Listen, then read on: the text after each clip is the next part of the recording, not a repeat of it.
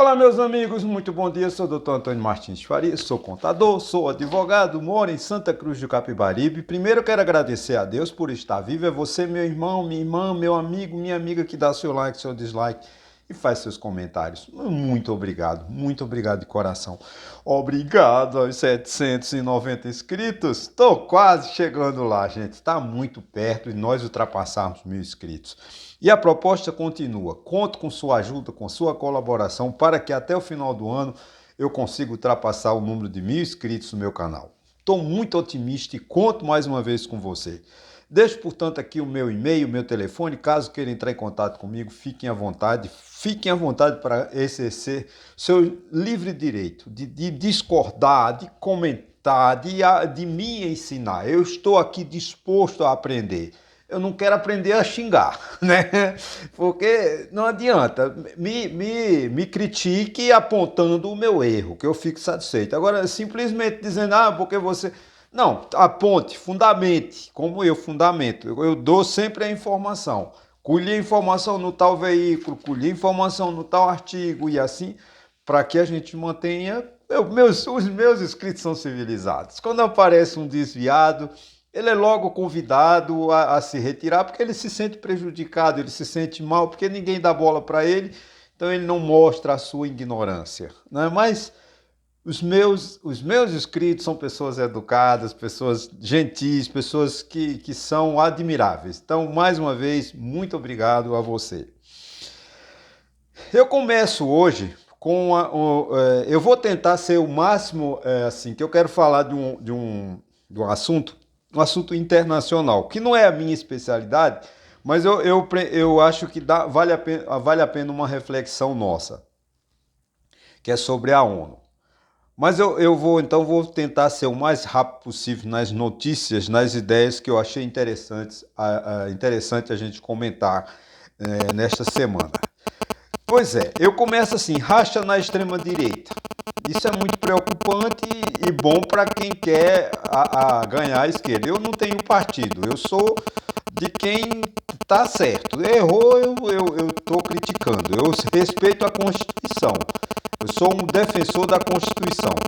O filho 03 de Jair Bolsonaro, que é o Eduardo, né, tem confessado a aliados sobre a hipótese de se lançar candidato à presidência da República no ano que vem. Quer dizer, o filho de Jair Bolsonaro não concorda com, mesmo que Jair Bolsonaro decida que o candidato ao apoio de Bolsonaro será pelo candidato Tarcísio de Freitas. O filho de Jair Bolsonaro insiste em ser candidato, segundo aliados, né? Eu acredito que o Eduardo, ele não tem um índice, quando faz uma pesquisa, ele tem 4, 8, né, por cento. O Tarcísio tem 14, 15. É claro que o PL deve, apesar de Tarcísio de Freitas não ser do PL, é do Republicanos, mas eu acho que ele vai para o PL antes de se decidir que vai concorrer, porque eu acho que ele já decidiu. A questão dele, a filiação dele ao PL é a questão de dias, né? E aí ele vai porque o dono do partido do PL, né, que é o Valdemar Costa Neto, quer fazer muita bancada, especialmente senadores, né, que é o sonho da direita este ano, em 2026. Como eu já falei em vídeos passados, né, a presidência da República em 2026 será um prêmio para quem vencer. Ninguém está disputando a presidência da República em 2026, mas sim a maioria no Senado e na Câmara, para que possa, então, eles infiltrarem-se e destituir, alterarem o Supremo Tribunal Federal, com impeachment de ministro, apesar de que eu não vejo razão nenhuma, né? Não é possível que eles vão tirar um ministro simplesmente porque o ministro vota contra a vontade deles. Isso não é crime, muito pelo contrário, é um elogio, né? Democracia é isso, né? Então o filho 03 precisa do voto também para se projetar, porque quem será o substituto de Bolsonaro? Porque a saúde de Bolsonaro, todos nós sabemos, não é muito boa. Provavelmente ele não vai mais ter condições físicas de disputar uma eleição após o término da prisão dele, ou se ele for preso, ou então da inelegibilidade, porque ele está inelegível por 8 anos, então ele só pode ser candidato em 2030 em seguinte. Eu não sei se a idade e a saúde de Bolsonaro permitirá. Então, o filho de Jair Bolsonaro, eu acho que com razão, tem o direito de se projetar como herdeiro político do pai. Eu acho que não estou tirando a razão do filho de Jair Bolsonaro, Eduardo, é o traidor da pátria que está, o golpista traidor da pátria que está em Washington, nos Estados Unidos, trabalhando contra o Brasil. Essa informação de que a direita está rachada, eu colhi no ICL, tá, do dia 29/8/2025, cuja manchete é: insatisfeito com Tarcísio, Eduardo fala em lançar candidatura independente em 2026. Outra notícia também, que essa é triste. Tarcísio de Freitas, o traidor da pátria. O governador de São Paulo, Tarcísio de Freitas, afirmou nos últimos dias que, caso seja eleito em 2026, seu primeiro ato será indultar Jair Bolsonaro. Quer dizer, nós já vamos iniciar em 2027 com conflito. Porque esse indulto é inconstitucional, o Supremo Tribunal Federal vai dizer que não, ela não procede, pelo menos até agora. Pode ser que eles votem uma lei ainda esse ano ou ano que vem, não sei se o Congresso Nacional vai fazer isso. Isso aqui é sob dúvida. Agora, o que Tarcísio de Freitas está dizendo? Que é golpista, que é uma pessoa que não tem a mínima vergonha de dar um golpe de Estado e fechar o Congresso Nacional, como projetou o filho de Jair Bolsonaro na Folha de São Paulo, dizendo que se o caso Supremo não aceite, que é o uso da força. O uso da força é golpe de Estado. Então, Tarcísio de Freitas não me surpreende, que é um golpista mesmo também, junto com o Zema, com aquele lá de Goiás, né? O Castro no Rio de Janeiro, esses governador de Santa Catarina e assim sucessivamente. Porque você vê, dizem, né, que um dos últimos pedidos de Jair Bolsonaro insistiu, quer dizer, ele traiu, né, o povo de Santa Catarina, uma deputada e um deputado que queriam ser candidato ao Senado, e ele vetou, porque o Bolsonaro quer que o filho dele, o Carlos, que é vereador no Rio de Janeiro, transfira seu domicílio eleitoral, que aliás devia ser proibido, né? Você, na véspera da eleição, faltando um ano, 6 meses da eleição, você transfere, aluga um apartamento, não mora em Santa Catarina, não mora em Florianópolis, continua morando no Rio de Janeiro, mas é candidato a senador, como é o Eduardo Bolsonaro. Ele mora no Rio de Janeiro, todo mundo sabe que Eduardo Bolsonaro nunca morou em São Paulo, mas deve ter um aluguel fictício lá numa Avenida Paulista, lá, não sei, lá em São Paulo, e disse que mora no Rio de Janeiro e é deputado federal pelo Rio de Janeiro. A Justiça Eleitoral, ela realmente tem hora que ela deixa muito a desejar. Então devia ser proibido do Carlos Bolsonaro, que é vereador do Rio de Janeiro há 24 anos, mudar seu domicílio eleitoral para Santa Catarina, ou parece para o Amapá, e ser candidato ao Senado e ser eleito. Quer dizer, ele só vai ser eleito para atender os interesses políticos dele, não vai interesse do povo. Que compromisso tem Carlos Bolsonaro com o povo de Santa Catarina? Nenhum. Compromisso dele é com o povo do Rio de Janeiro, onde ele nasceu e se criou, há 24 anos que é vereador. Né? Bolsonaro, a identidade de Carlos Bolsonaro é com o povo do Rio de Janeiro, não com o povo de Santa Catarina, ou do Amapá, ou do Acre. Como fez o Sarney, né? Quando perdeu no Maranhão, foi se candidatar pelo Acre, foi senador, acho que durante 16 anos pelo Acre. É lamentável, né? É lamentável, né? A gente sabe que Jair Bolsonaro, muito difícil Jair Bolsonaro, o governo americano, né? A gente sabe que o Donald Trump deverá, a partir de outubro ou até setembro mesmo, aplicar mais sanções ao Brasil em função de que o processo não vai, a ameaça que ele fez, né, tirando os vistos dos passaportes dos brasileiros, né, dos ministros, das filhas dos ministros, e aplicando inconstitucionalmente aquela lei Magnífica contra o ministro Alexandre de Moraes. Eu acredito que com a condenação ou não, eu não sei, porque o processo, o julgamento de Bolsonaro começa amanhã. Eu espero que lá para o dia 12 ou 13 nós já tenhamos uma decisão, né, se Bolsonaro será absolvido ou não. Né? Vamos depender muito dos autos, né, depender das defesas, dos advogados que têm todos direito lá de se defenderem, né? Então vamos ver o que os ministros, né, vão fazer. Então pode ser que os advogados, que são bons advogados, comprovem que Bolsonaro não fez nada, que Bolsonaro é um inocente. Vamos ver. Né? Cabe o direito, Bolsonaro tem todo o direito de defesa, a gente não pode tirar isso. Então eu acho muito difícil que Bolsonaro seja absolvido, mas pode ser. Então nós temos que aguardar mais dificuldades, mais sanções dos americanos. Mas eu acredito que a democracia brasileira está sustentada, está garantida, não vamos ter, assim, que o governo americano não vai poder fazer nada, né? O Donald Trump não pode fazer nada em nosso governo, em nosso país, né? A interferência dele lá fica lá para os Estados Unidos. Até porque ele teve uma derrota na corte de lá, no tribunal, e tá até outubro a Suprema Corte vai dizer se aquela política de taxação dele é constitucional ou não. Se tiver juiz nos Estados Unidos, eles julgarão que não, o Donald Trump não pode arguir a lei, que é uma lei de emergência. Não tem emergência no mundo, o mundo, né, apesar da guerra da Ucrânia, da guerra de Gaza, não tem uma emergência no mundo para ele usar de uma lei de emergência para aplicar essas sanções contra o mundo, desestabilizar o mundo, né? Porque o Donald Trump desestabilizou o mundo, né? Por isso que eu vou falar da ONU. Bom, essa matéria sobre o Tarcísio de indultar Bolsonaro, ele foi publicado também no ICL, né? No ICL, no dia 31/8, Tarcísio diz que indulta Bolsonaro será seu primeiro ato de governo, caso seja eleito. Como eu falei, eu tenho que dar a fonte, né? Da onde eu busquei essa matéria para a gente analisar. Agora vamos lá assim, vamos lá assim. O sujo falando do mal lavado. Essa expressão tão popular no Brasil, né? A porta-voz do Ministério das Relações Exteriores da Rússia declarou que Moscou rejeita categoricamente a ameaça de uso das forças de força contra estados soberanos como instrumento de política externa. A tal declaração é em apoio ao governo Maduro na Venezuela, que sofre a ameaça de Donald Trump sobre a alegação ou pretexto de combater o tráfico de drogas internacional ou ações terroristas. A pergunta que não quer calar, né, gente? Qualquer criança no Beabá sabe. A Ucrânia não é um estado soberano?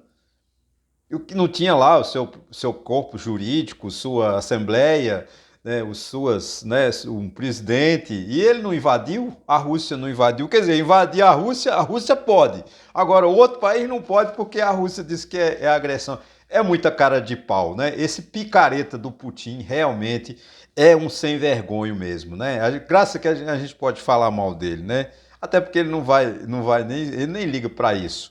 Mas é muita falta de vergonha desse governo de Moscou, né, da Rússia, dizer que não estou apoiando o governo americano, não, tá? Eu não sou a favor do governo americano invadir a Venezuela e tirar a ditadura lá na porrada, não. Quem tem que tirar a ditadura da Venezuela é o povo venezuelano. Agora tem que garantir, acho que países como Estados Unidos, Brasil, Argentina, tem que se unir e dar respaldo ao povo venezuelano, não ficar omisso que nem Lula ficou. O governo brasileiro ficou em relação ao golpe de Estado de Maduro, porque Lula apoia Maduro, né? Isso é uma vergonha, o PT apoiar um picareta, um ditador que nem Maduro. Mas, infelizmente, o PT apoiou Maduro, o PT acha que a eleição na Venezuela foi justa. Então, realmente, é muita audácia da Rússia, né? Outra notícia que eu achei interessante, porque eu vou puxar a sardinha para a minha faculdade, diz assim: Bolsonaro perde prestígio, né? Segundo o cientista político da Mackenzie, que eu estudei na Mackenzie do Rio, não a Mackenzie de São Paulo, Rodrigo Prando, há sinais de afastamento do Centrão em relação a Bolsonaro. O tarifaço e as sanções aos ministros do STF trouxeram ganhos políticos ao governo Lula. Isso está na coluna do Estadão de hoje, 1/9/2025, né? É, o futuro vice de Tarcísio, que segundo até eu mencionei aqui, que o vice seria o Ciro Nogueira. Segundo testemunha, o senador Ciro Nogueira recebeu uma sacola de dinheiro do PCC, né? O ICL Notícias de 1/9, acusados pela PF de chefiar esquema do PCC, enviou propina em dinheiro a Ciro Nogueira, diz testemunha. Quer dizer, não adianta, né, gente? É uma máfia mesmo, né? Bom, eu quero aqui ainda nesses poucos minutos tentar fazer uma reflexão sobre o mundo. O mundo pós-45, pós-Segunda Guerra Mundial, criou os organismos pluripartidários, ou como a ONU, né? Um órgão com 192 193 países membros, né? A ONU presta um serviço enorme ao mundo, tem seus efeitos, mas tem muito. Eu acho que a ONU tem mais qualidade, tem mais serviço prestado ao mundo do que o de serviço. O governo Bolsonaro, a direita, tentou desprestigiar a ONU, como está fazendo o Donald Trump. Porque acusam a ONU de ser um antro comunista. Não é, porque a ONU tem como objetivo os direitos humanos, o direito das pessoas, a dignidade das pessoas, direito à liberdade, direito a um juiz natural, direito à democracia, direito a uma casa, direito à moradia, direito a esgoto, direito a saneamento. Tudo isso são direitos que a ONU defende, né? Só que ela nasceu com um defeito, na minha opinião. Porque ela é formada por 193 países, mas tem um Conselho de Segurança. O Conselho de Segurança das Nações Unidas é que tem o poder judicante, ou seja, a norma cogente. Quando o Conselho de Segurança da ONU decide, é obrigatório, né? É lei. Os estados, os membros, têm que cumprir, né? Inclusive o Brasil sempre é seguidor da ONU, não cumpre. Porque tem decisões do Conselho de Segurança da ONU que o Brasil não cumpre. Por exemplo, a questão dos presídios.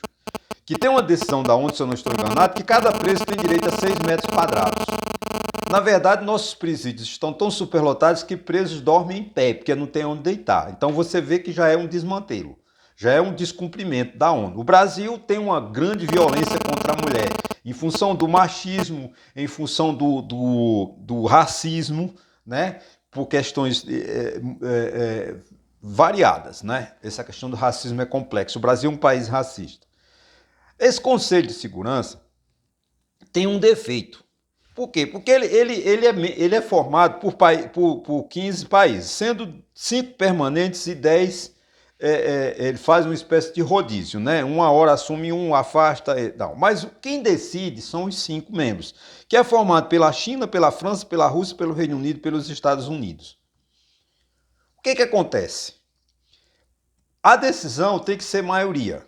Tá? Por exemplo, nós vamos lá condenar os Estados Unidos porque está extraditando menores algemados para Guatemala sem cidadania, eles não são cidadãos da Guatemala, não são filhos da Guatemala. Simplesmente o Donald Trump alugou, acho que um presídio lá na Guatemala, fez um acordo com o governo guatemalteco e está lá dizendo, olha, manda um avião de crianças menores para lá e deixa no presídio lá como, né, como bode. É isso que está acontecendo nos Estados Unidos. Isso fere direitos humanos. Por isso que a direita não gosta da ONU, né? Bolsonarista, golpista não aceitam, como é Donald Trump. Aí vem uma juíza federal americana e proíbe, como foi isso está nos jornais de hoje. Eu não sei se o Supremo Tribunal dos Estados Unidos vão acatar essa decisão, porque eu acho que é um absurdo você chegar num abrigo, num orfanato, né, e dizer, olha, vocês... Amanhã as crianças que estão amparadas aqui por vocês serão deportadas para Guatemala, para uma prisão na Guatemala. As crianças não nasceram na Guatemala, não falam lá a língua da Guatemala, não tem família na Guatemala, e simplesmente ele põe num avião, enche de criança e vai levar para um presídio lá. Gente, isso é fim do mundo. É falta de direitos humanos. Mas ninguém reclama porque os Estados Unidos ele faz um relatório anual de todos os direitos dos países do mundo que diz que não respeita os direitos humanos, inclusive a Alemanha, que é um país democrático. Mas por que ele diz que a Alemanha não cumpre? Porque a Alemanha não deixa que façam apologia àquilo que você sabe que o tio Vlad, né? O tio Vlad não, tio lá, aquele do bigodinho, fez em 45. Não posso falar por causa disso que o YouTube corta o meu vídeo. Não sei se é verdade, mas eu vou seguir. Então, aí a ONU se reúne, vamos lá, aí os Estados Unidos veta. Pronto, essa lei não vigora. Não vai punir os Estados Unidos, porque eles vetaram eles mesmos. Ah, vamos condenar a Rússia porque ela invadiu a Ucrânia. Soberania, direito internacional, é absurdo, ela infringiu os o direito internacional. A Rússia veta, não entra. Ou então a China, por exemplo, a China que é aliada da Rússia veta essa punição. Ah, vamos punir Israel porque está fazendo injustiça lá na faixa de Gaza. Os Estados Unidos vão e vetam. Então a ONU ela perdeu o seu conteúdo, né? Perdeu a sua importância. Agora, no dia 9, né, de setembro, que o Lula deve ir para lá, eu já estou achando estranho, porque ninguém está falando de Lula. É a semana que vem, gente. O Lula deve ir para a ONU, nos Estados Unidos, fazer um discurso, que é a abertura da Assembleia Geral, que começa no dia 29 de setembro, né, em Nova York, né?